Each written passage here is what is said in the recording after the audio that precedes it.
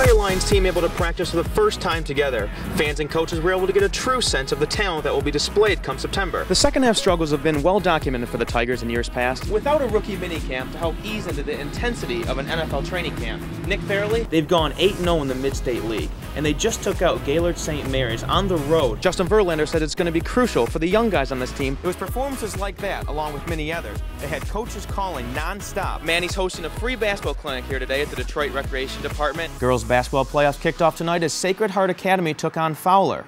Irish fans remember last year's game all too well as the Eagles ousted the Irish in the first round of the playoffs. It's a lot better to have a team performance and team effort than just a one- or two-man show because you can't rely on that every game. Right now we are joined by a good friend of mine, Tom Lydon. Sir, how are you this morning? Excited to have him on the show. Thanks so much for coming on, Terry. Good to be here. Joined now by a good friend of mine, Brad Galley. Hey guys, how you doing this morning? Led by Derek Jackson's 19 points, Central Michigan was able to hold off Northern Illinois 74-64. Played 28 minutes, 6 for 12 from the floor. Feel any extra pressure when you come into town? There's a lot of pressure when we come to Detroit. It's important to start the tournament off on a good note. Feels like you're doing the team picture way too early. Are you more optimistic now maybe than last week that the deal will get done?